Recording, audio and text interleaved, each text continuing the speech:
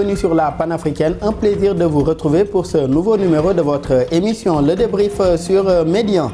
Au Libéria, George Weah a perdu son match face à Joseph Boakai à l'issue de la seconde mi-temps. En effet, l'opposant libérian a remporté le second tour du scrutin avec 50,64% des voix contre 49,36% pour Weah.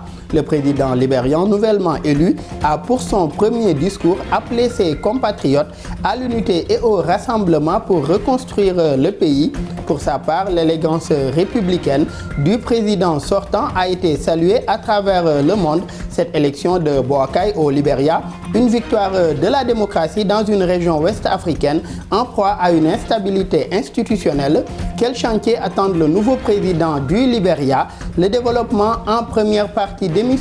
Et puis en seconde partie du débrief, nous irons en République démocratique du Congo où la campagne électorale a été lancée le 19 novembre dernier pour les élections générales. 26 candidatures ont été validées par le Conseil constitutionnel pour la présidentielle de décembre 2023 et quelques 70 000 candidats sont en lice pour les élections législatives provinciales et communales partielles. Du côté de la Commission électorale nationale indépendante, malgré les difficultés logistiques et financières, le respect du calendrier électoral sera respecté selon la CENI. Quel défi de la Commission électorale nationale indépendante congolaise pour une bonne tenue des élections? Quels enjeux de ces élections en République démocratique du Congo? Le développement en seconde et dernière partie d'émission. Sur ce plateau, pour en parler avec nos invités, deux confrères, M.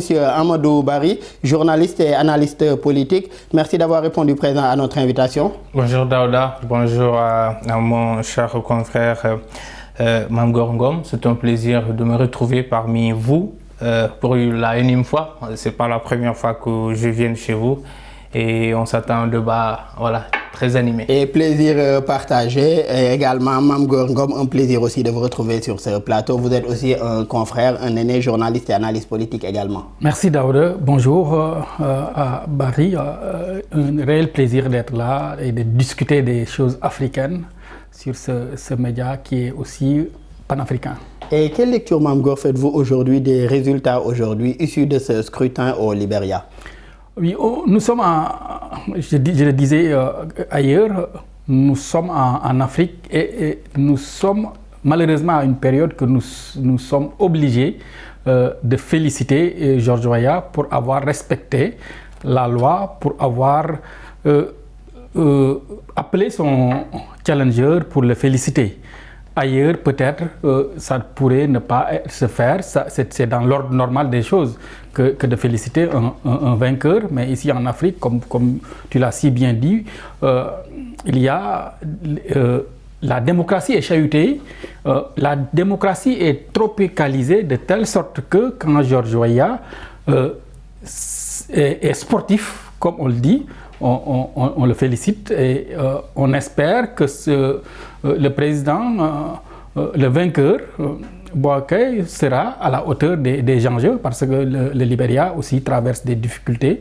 Même si d'Ellen Johnson se livre à George Weah, il y a des pas qui ont été faits. Mais le problème reste entier, les chantiers sont toujours là. Et quelle lecture faites-vous aujourd'hui de cette posture du président sortant libérien, George Weah, de cette attitude de fair play qu'il a eue vis-à-vis de son challenger? Et je pense que c'est, comme on le salue, c'est salué unanimement, mais ce n'est pas une surprise.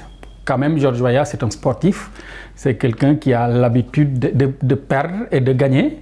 Quand il félicite le vainqueur de l'élection, c'est dans le cadre normal des choses et c'est son attitude qui n'est pas une surprise, qui est à saluer dans un contexte africain très difficile, avec des coups d'État constitutionnels ici et ailleurs. Donc on le salue et je pense que c'est une très bonne chose pour l'Afrique. On pense que ça peut encourager les autres présidents qui continuent de s'accrocher au pouvoir, à se dire que il y a une vie après le pouvoir. Si on salue la posture de George Weah, c'est qu'on imagine ce que serait la situation s'il refusait d'admettre sa défaite. on aurait pu entrer dans une crise extraordinaire avec des victimes. Aujourd'hui, il reconnaît sa défaite, il félicite le vainqueur, donc c'est à saluer et qu'on souhaite que ça fasse tache d'huile ailleurs. Même si en Afrique, ce n'est pas une nouveauté, on a vu le cas au Ghana, même au Sénégal, on a vu cette Surtout situation. Au Libéria, cette élection se tient 20 ans après aujourd'hui la guerre civile qu'avait connue. Oui, c'est ça. C'est un pays qui a connu des difficultés et qui ne s'en remet toujours pas, parce qu'il continue à vivre des séquelles de ces difficultés énormes, une guerre civile très sanglante, des populations qui ont payé un lourd tribut. Donc aujourd'hui, Weah, au moins, son geste consolide la démocratie là-bas. Son geste consolide la démocratie, comme l'a dit Mame Gor Ngom. Aujourd'hui, une alternance démocratique notée au Libéria, au moment où d'autres pays ouest-africains aujourd'hui préparent des élections ou bien font face même à une instabilité, comme c'est le cas aujourd'hui dans des pays qui sont sous transition militaire, au Mali, au Niger ou encore au Burkina. Donc l'exemple libérien, une lueur d'espoir aujourd'hui pour notre démocratie? Oui, c'est plus qu'une lueur d'espoir. Je dirais que c'est une lumière dans la grisaille. Écoutez, il a un peu planté le décor, mais nous sommes dans une sous-région assez déstabilisée. Et on a connu en 3 ans 4 coups d'État dans l'espace CEDEAO. Vous imaginez. Maintenant, le score est très serré, il faut le rappeler. Et c'est moins d'1% quasiment de marge. Cela également, c'est un enseignement à tirer, c'est-à-dire c'est un pays assez polarisé. C'est un pays, ou bien c'est un président sortant qui reste quand même un peu populaire, hein, parce que s'il n'était pas populaire, peut-être il ne serait pas allé en second tour, ou bien il n'aurait pas eu ce score-là, 49, et poussière. Alors, c'est une très bonne chose. Son geste, je ne dirais pas plus ce qu'a dit mon confrère. Il a été sportif, il a été fait appeler. C'est le seul ballon d'or africain, Georges Weah en 95. Il faut le rappeler. Et maintenant, est-ce qu'il a fait également de gaieté de cœur? On l'imagine que c'est pas évident dans un pays comme, en tout cas ces dernières années, pas de tradition démocratique. Il a un peu rappelé la guerre civile qui a ravagé ce pays-là, qui a laissé un pays exsangue, 200 000 morts. Et aujourd'hui, il peine à se remettre de cette guerre civile-là. Alors c'est la seconde fois qu'il y a alternance, parce qu'en 2017, Ellen Johnson-Sirleaf qui était président, c'est le camp adverse qui a gagné. Aujourd'hui, c'est un peu un retournement de situation. Maintenant, moi, j'ai quelques soucis avec le nouvel élu, le président Joseph Boakai, son grand âge pour un pays aux chantiers énormes. Tout cela me pousse également à m'interroger sur tout son bilan, ou bien sur la tâche qui l'attend.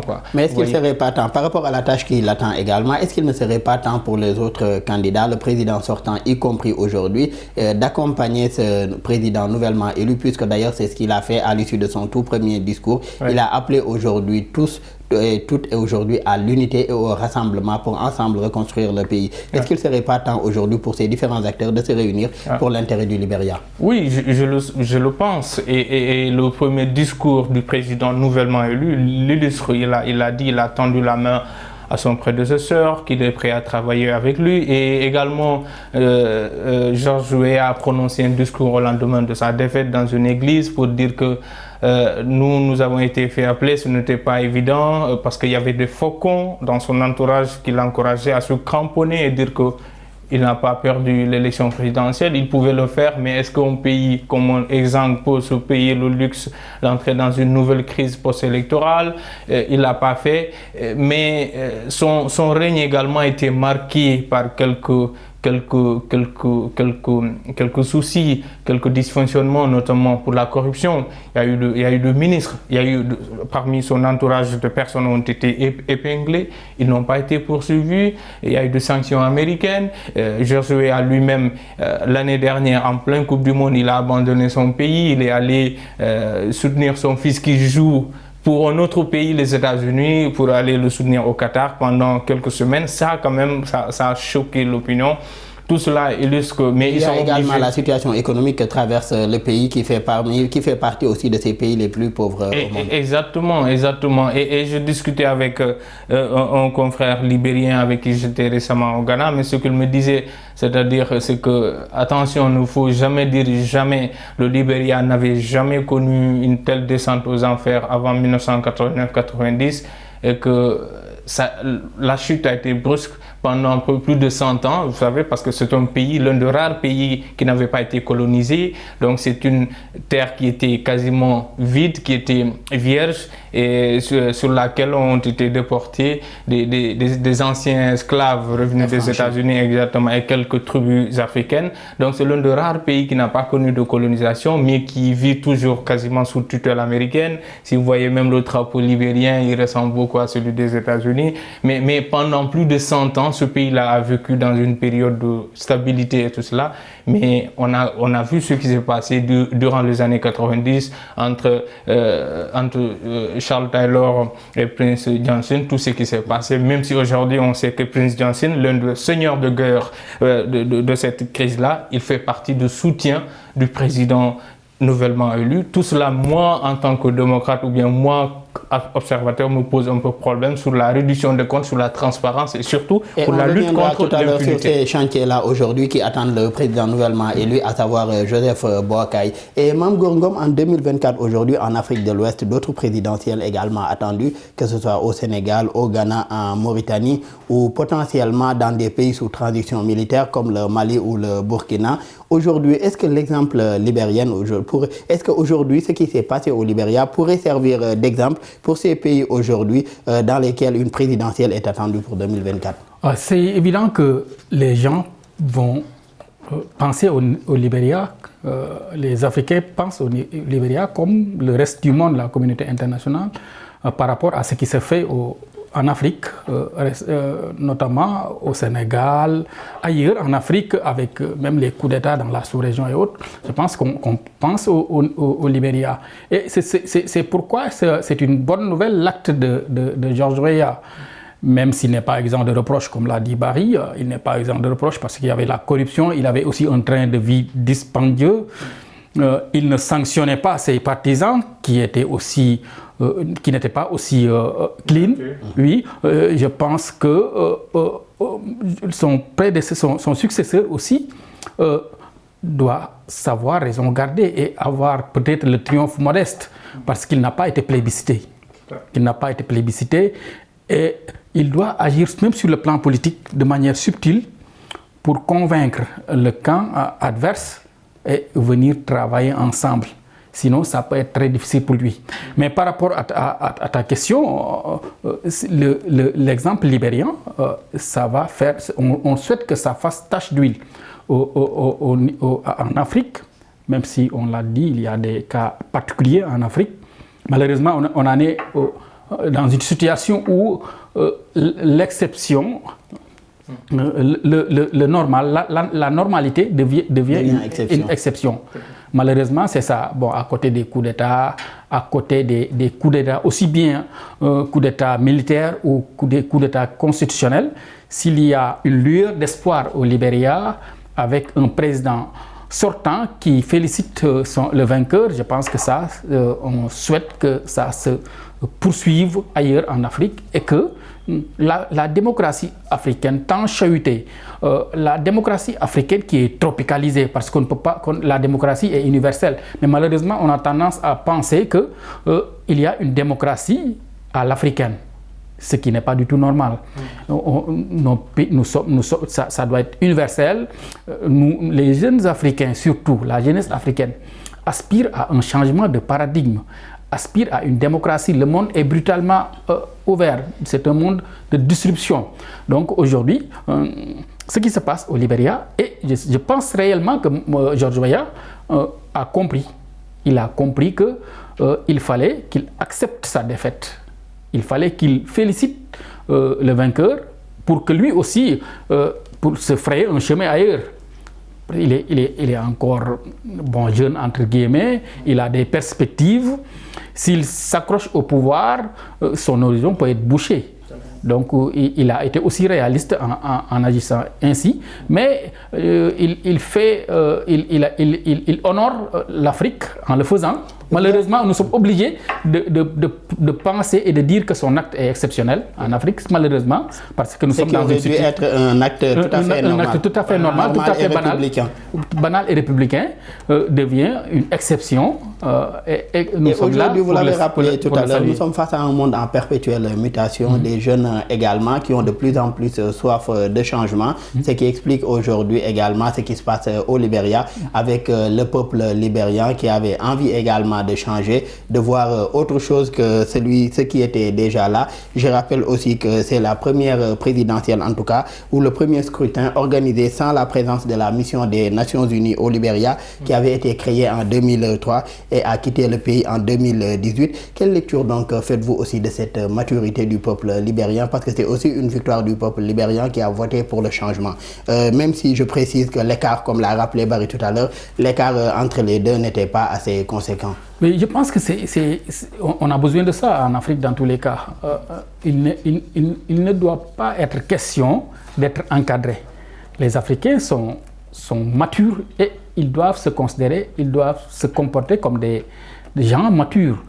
Récemment en Afrique, au Mali, ils ont organisé un référendum avec les moyens du bord, même s'il y a quelques couacs.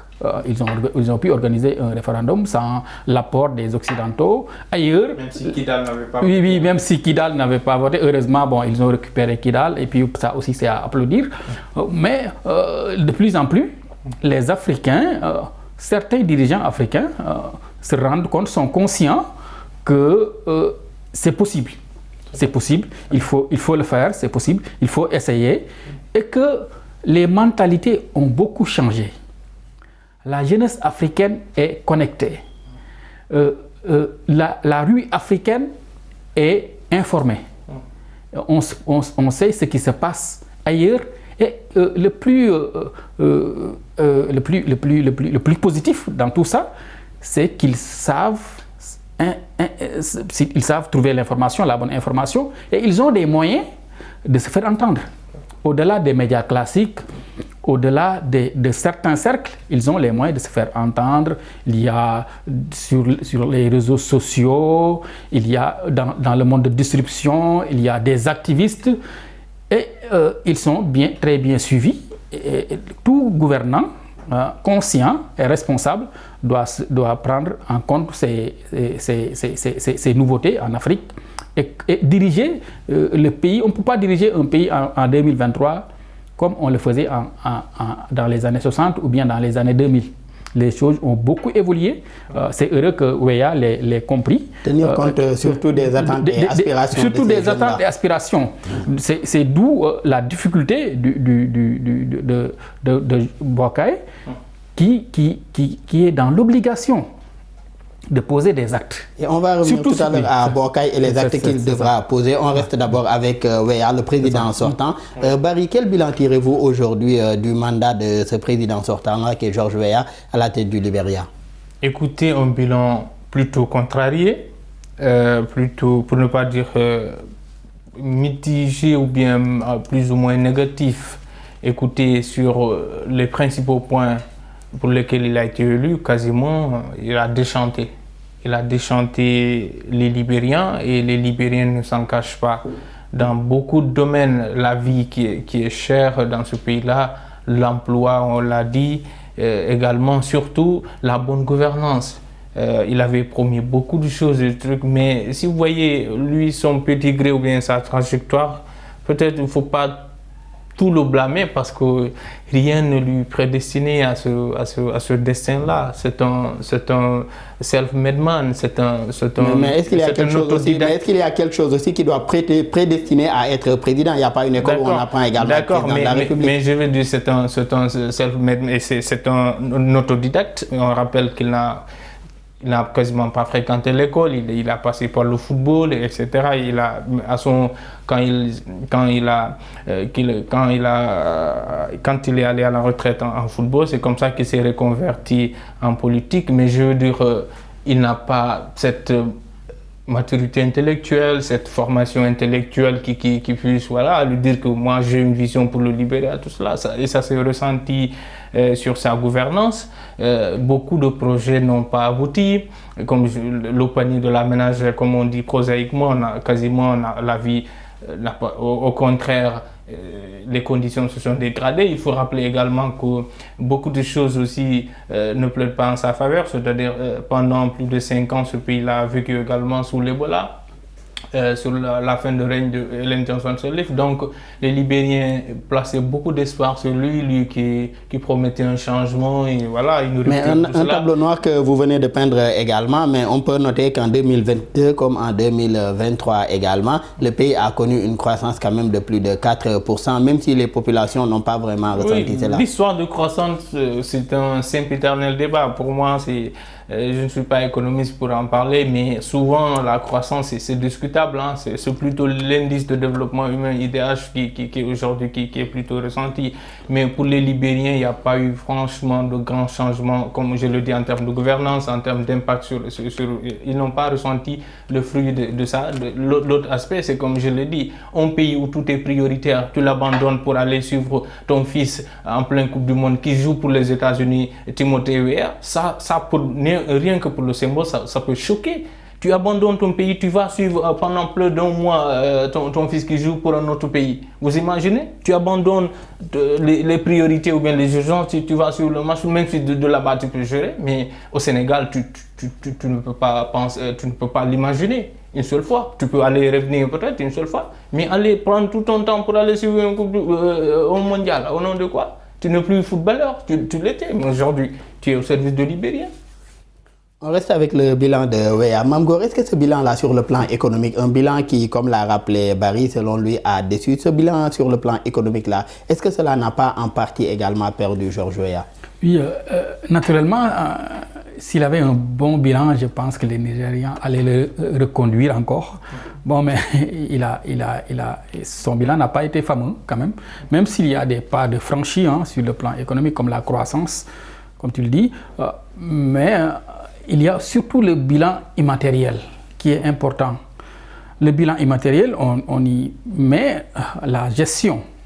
Parce que la corruption dans nos pays, il y a la corruption qui est là, qui est omniprésente. Si on ne fait rien pour lutter contre cette corruption, on expose le pays. Parce que c'est des milliards qui s'envolent, souvent dans des paradis fiscaux et autres. Ça, je pense que Weah a échoué, a lamentablement échoué. Et souvent dans nos pays, la corruption, comme les détournements de deniers publics, sont très mal vus par les populations. Non, c'est la corruption qui tue l'économiquement. On ne peut pas parler de croissance. Si on parle de croissance, à côté, il y a la corruption, il y a des gens qui s'enrichissent de manière indue. Ça pose problème. Au Libéria, Weah a laissé faire et lui-même, il se considérait presque comme un prince du Parc des Princes, quoi. C'est un homme d'église qui allait prêcher dans les... Qui allait prêcher, en un moment, on se disait est-ce que le pouvoir lui a monté à la tête, quelque chose comme ça, quoi. Donc, c'était devenu un peu frustrant pour beaucoup de Libériens. C'est pourquoi ils l'ont d'ailleurs sanctionné. Donc, c'est important, ce bilan immatériel. Et au-delà du bilan immatériel, pour donner l'exemple du football, même l'équipe nationale du Libéria n'a pas été assez soutenue, paradoxalement, parce que lui, c'est quelqu'un qui a été joueur, qui a été entraîneur, qui a été capitaine de l'équipe, mais l'équipe n'a pas été soutenue. Et que l'équipe traverse des difficultés depuis un bon bout de temps. Donc, c'est tout cela. Et mis à part cela, on parle aujourd'hui du successeur de Weah à la tête du Libéria, Joseph Boakai. Vous commenciez tout à l'heure à parler des actes qu'il doit autant pour moi poser. Aujourd'hui, quels sont ces chantiers prioritaires, en tout cas, qui attendent le président, le nouvellement élu? Oui, le nouveau président, d'abord, il n'a pas été plébiscité, comme on le dit. Donc, il a intérêt à travailler, à réunir le pays autour de l'essentiel, surtout à travailler, malheureusement, il est obligé de discuter avec George Weah ou bien son parti, ses partisans. Ça, c'est une évidence. C'est une évidence. Je pense qu'il va avoir l'intelligence politique d'appeler tout le monde autour d'une table et de discuter de l'essentiel, parce qu'il a besoin de tout le monde pour développer le Libéria. Il doit aussi poser certains actes, surtout contre la corruption. Il faut des actes forts. Il faut que les populations qui ont été déçues par George Weah, qui avait les coups de franche pour améliorer la situation économique, il faut que ces populations sentent la touche Boakai, c'est-à-dire des actes qui sont posés et que le train de vie de l'État, le panier de la ménagère, tout ce qui est important dans le pays, y compris le sport, parce que le sport aussi c'est important. Donc il faut qu'ils prennent des initiatives et ne pas être dans les platitudes ou bien les bons discours. Parce que il n'aura pas la chance de George Weah. George Weah était venu avec beaucoup de popularité, c'était une star. Autant aujourd'hui de chantiers qui l'attendent, à savoir cette reddition des comptes-là également. Réconcilier aujourd'hui ce peuple libérien avec ses acteurs politiques, lutter contre la corruption, une meilleure gestion en tout cas en matière de gouvernance. Autant de chantiers qui attendent le président nouvellement élu du Libéria, Joseph Boakai. Malheureusement, nous en sommes à la fin de la première partie du débrief. En seconde partie, il sera question de parler de la République démocratique du Congo et des élections générales prévues en décembre 2023.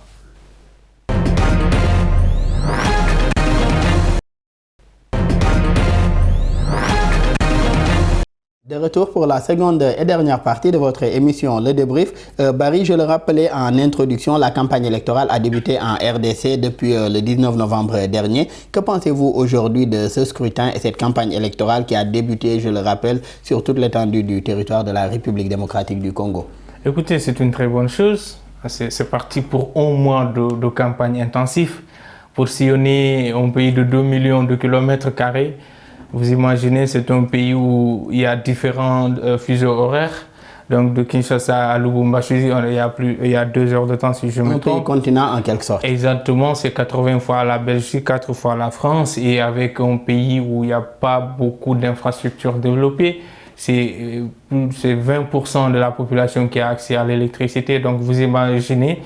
Alors c'est une très bonne chose, je disais, puisque le respect du calendrier électoral, beaucoup étaient sceptiques. Moi-même, je ne croyais pas trop à la tenue de cette présidentielle à date échue. On rappelle, au-delà de la présidentielle, c'est des élections générales. Donc, à côté, il y a les législatives et les locales. Pour un pays, comme vous l'avez dit au début de cette émission, 70 000 candidats, c'est un défi énorme. C'est une tâche herculéenne pour la Commission électorale nationale autonome en termes de logistique, en termes de moyens, en termes de ressources humaines. Et c'est pour faire travailler. Peut-être moi je me dis pour faciliter un peu la tâche, on aurait pu organiser ça de façon progressive. La présidentielle d'abord, après les législatives et puis les locales. Mais est-ce que cela ne ferait pas également des charges supplémentaires? Oui, d'accord, mais tenir 3 élections générales dans un pays, comme je l'ai dit, parce que le matériel électoral, il faut de l'électricité. Beaucoup de provinces n'en disposent pas. Et il faut faire acheminer les bureaux de vote et tout cela, alors que c'est un pays traversé par les forêts, par les fleuves et tout cela. Il faut des moyens logistiques énormes, des hélicoptères et tout cela. Donc c'est une tâche quasiment impossible. Maintenant comme je le disais, que la date et le calendrier électoral a été tenu, maintenant tâchons que ça aille le mieux, que les dernières élections générales de 2018, c'était catastrophique, ça frisait un peu le chaos avec quand Joseph Kabila a quitté le pouvoir. On sait tous comment cette élection s'était tenue. C'était vraiment loin d'être une élection transparente et équitable. Tant mieux, il a négocié une sortie honorable. On sait maintenant comment il y a eu un deal, tout le monde le savait. Aujourd'hui, le président de la commission... Aujourd'hui, c'est cette transparence, ou bien ce défi de la transparence que s'est promis en tout cas de relever le président de la CENI congolaise, à savoir la commission électorale nationale indépendante. Nous reviendrons tout à l'heure sur les détails aujourd'hui de ce scrutin, de ces élections générales.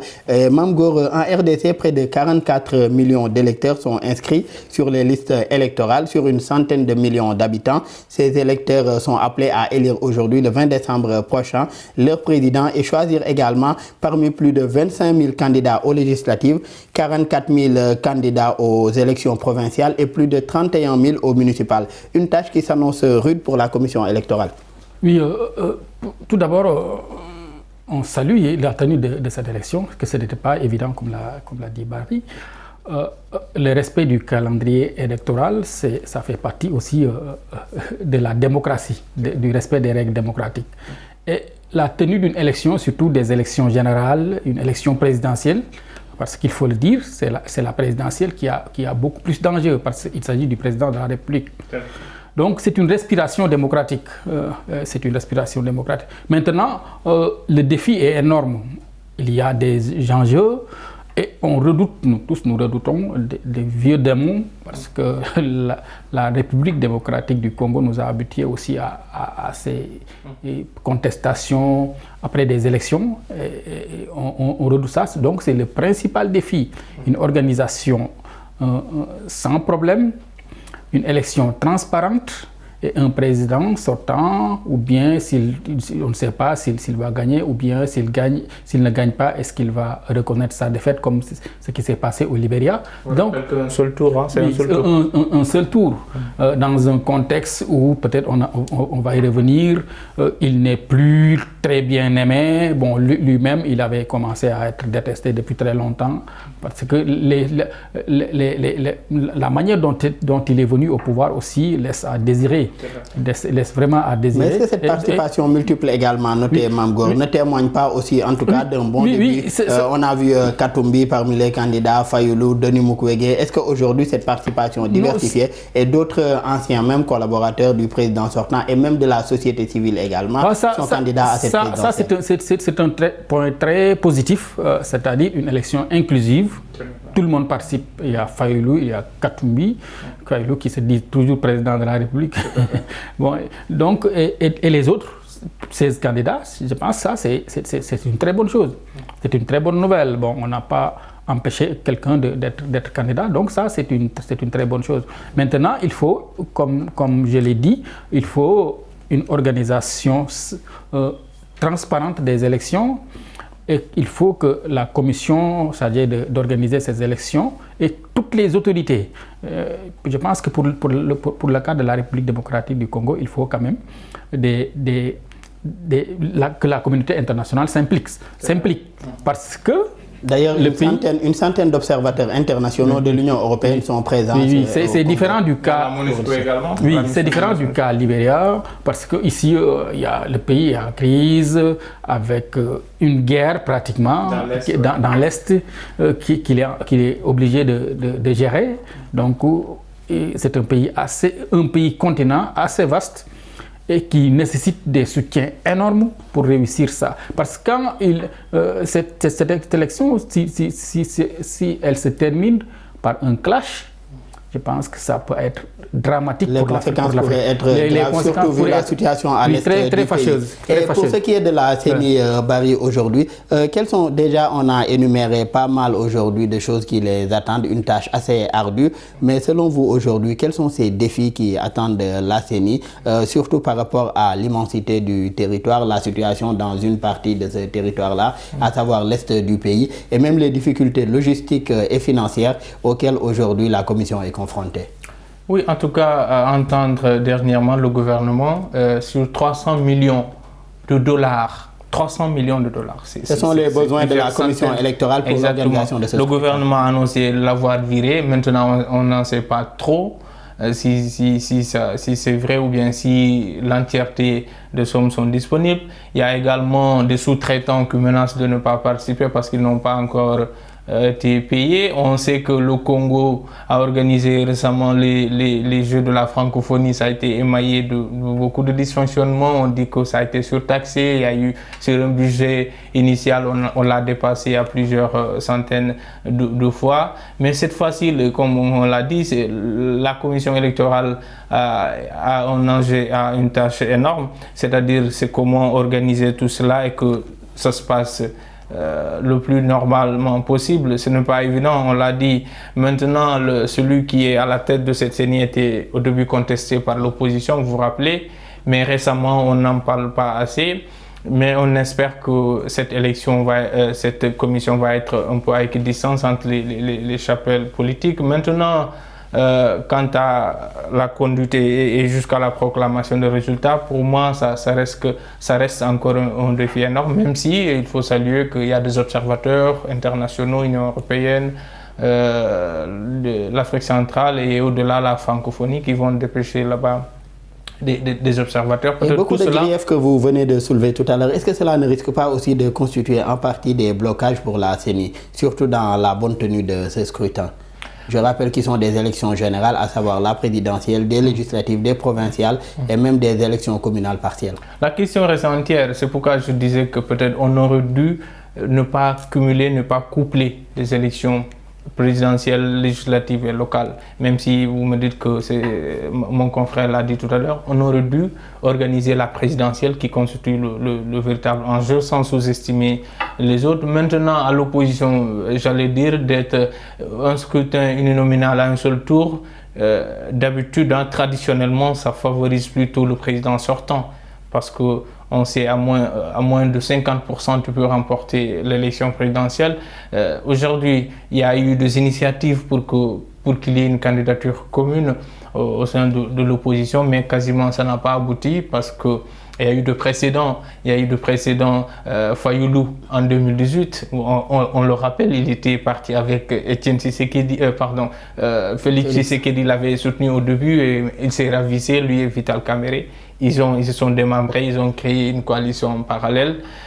Ils étaient moins va-t-en-guerre, moins radicaux que Martin Fayoulou, qui, à mon avis, qui a péché de cette attitude-là. Il était trop radical vis-à-vis du président sortant et il faut dire qu'on est en Afrique. Quand tu veux te faire élire, il faut faire preuve également de tact et surtout de diplomatie. Le candidat malheureux, le vrai vainqueur, moi je dirais, parce qu'on le sait tous, c'est Martin Fayoulou. Une élection qu'avait contesté Fayoulou, mais aujourd'hui s'est représenté également pour ce nouveau scrutin, cette présidentielle également, de décembre prochain, et on espère qu'il retiendra en tout cas les leçons aujourd'hui du scrutin de 2018 plutôt. Et Mamgour, le scrutin en RDC va se tenir avec des machines à voter, déjà testé plutôt par la CENI.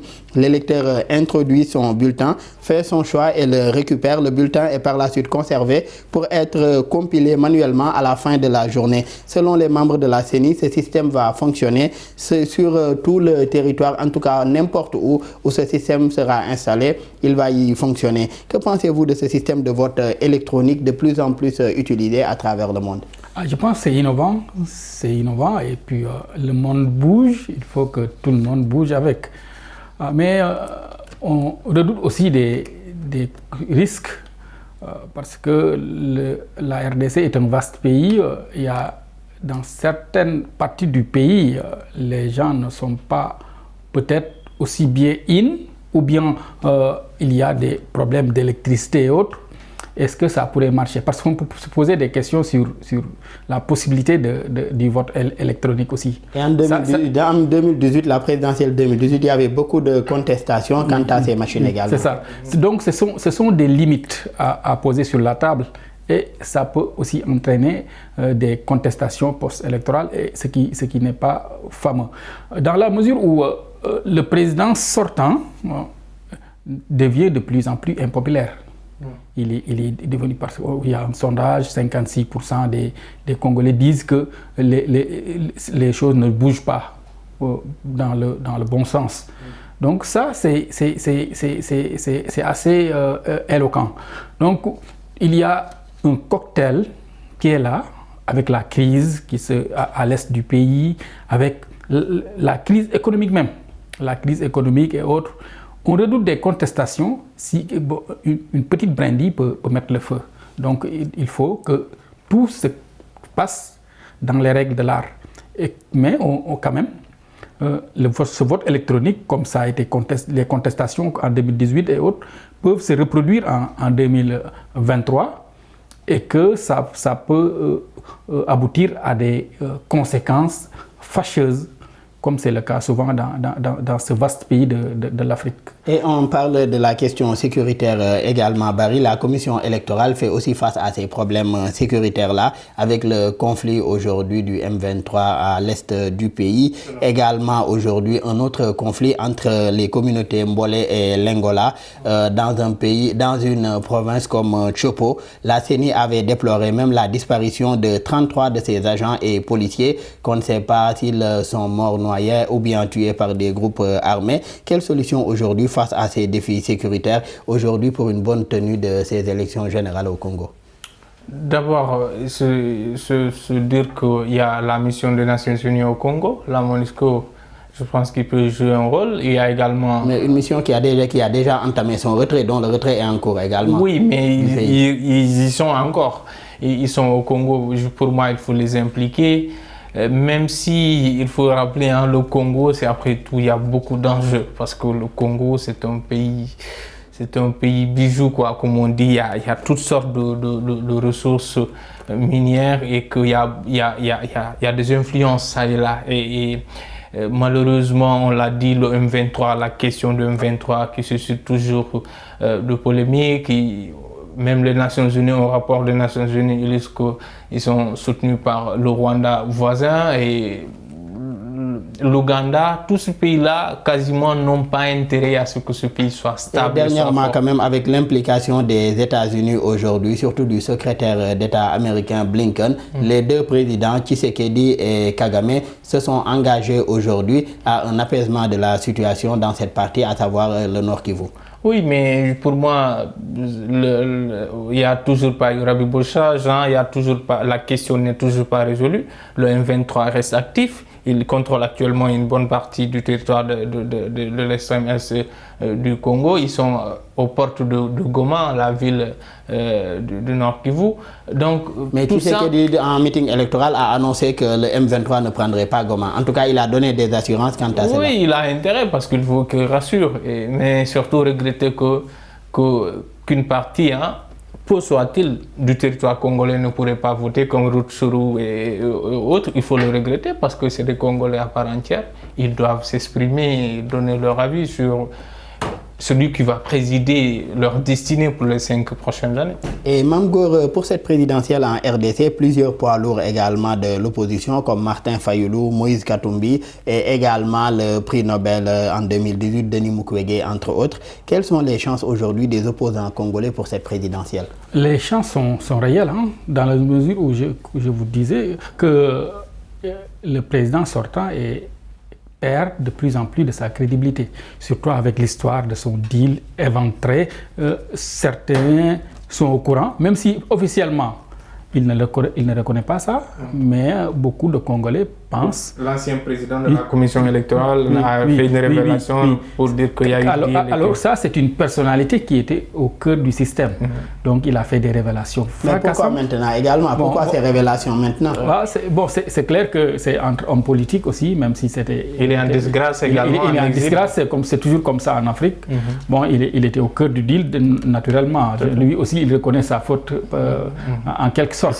Oui, c'est ça. Mais tout cela fait que il devient de plus en plus impopulaire. D'où ce sondage qui montre qu'il est impopulaire. Plus de la moitié des Congolais qui sont interrogés disent qu'ils ne posent pas des actes qui vont en faveur de la République démocratique du Congo. Donc c'est ce qui donne des chances aux opposants. Katumbi, c'est un opposant qui est très connu, qui gère un club très puissant, tout puissant. En 2018, il ne s'était pas présenté. Oui, il ne s'était pas présenté en 2018.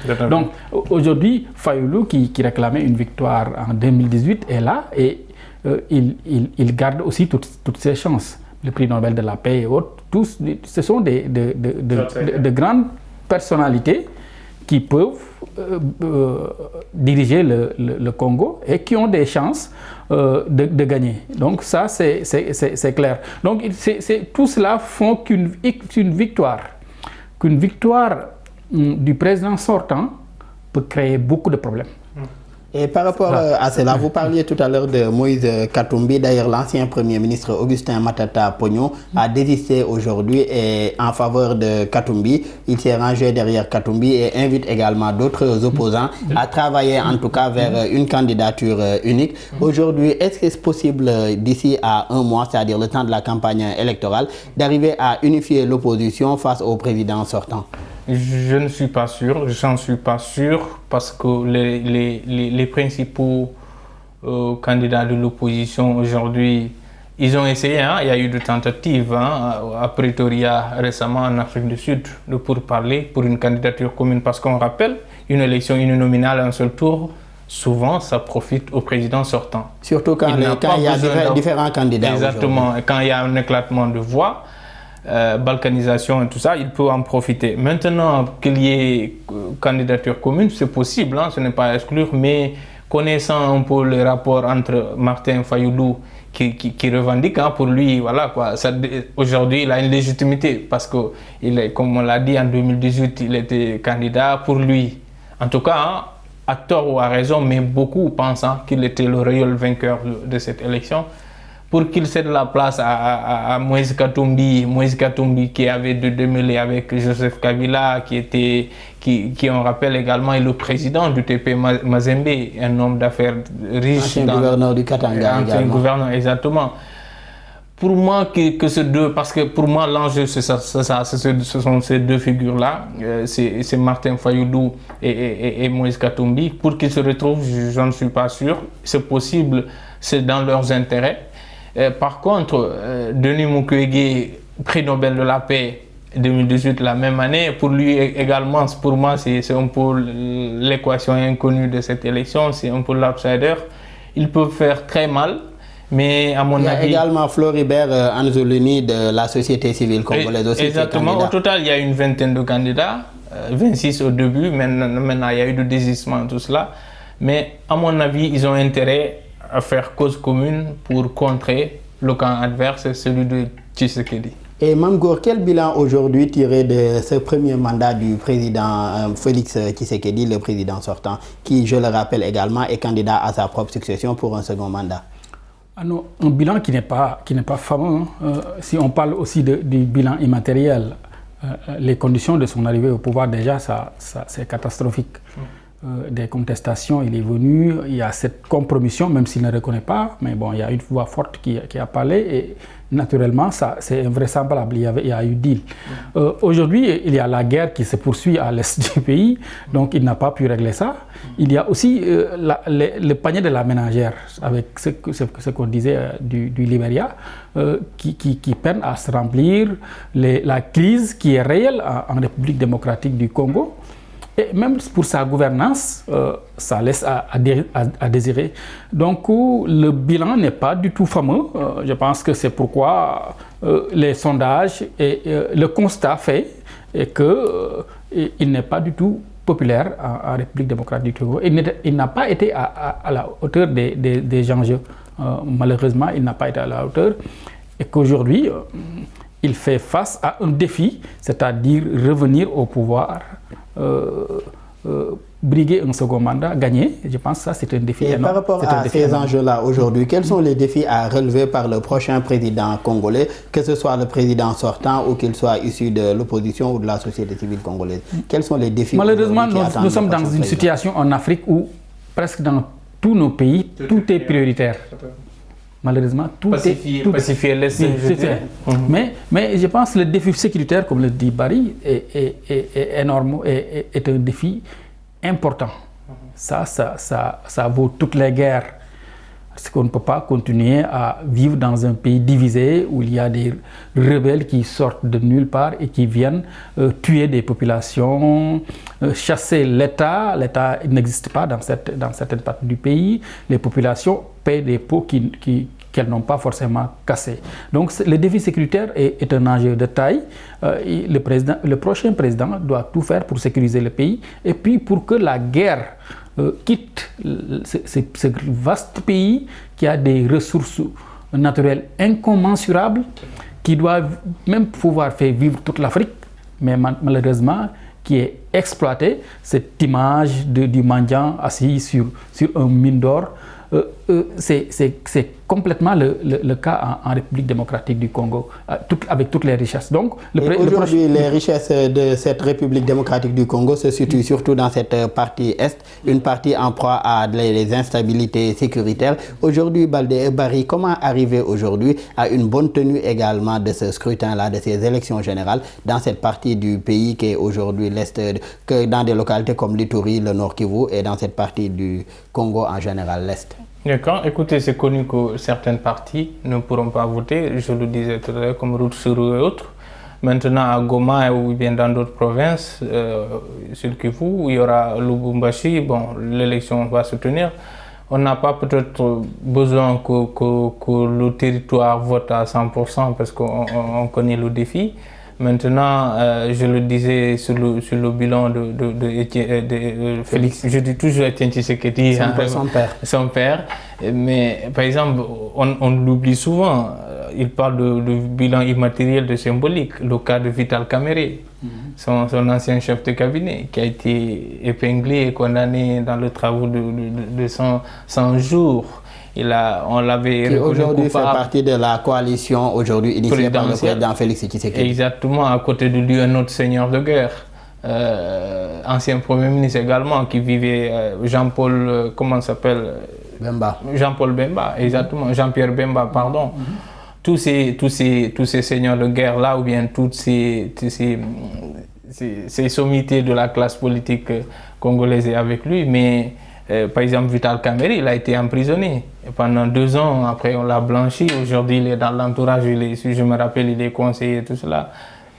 Donc, tout cela me reste... Vital Kamerhe est aussi originaire de l'Est du Congo. Est-ce qu'il ne pourrait pas contribuer également en tout cas, à pacifier même cette zone, parce que c'est quelqu'un qui milite dans cette partie, qui est également originaire de cette localité. Est-ce que aussi il ne pourrait pas contribuer, en tout cas, à faire changer la donne? Oui, je pense, il pourrait peser sur la balance, c'est-à-dire que son soutien est celui de Jean-Pierre Bemba.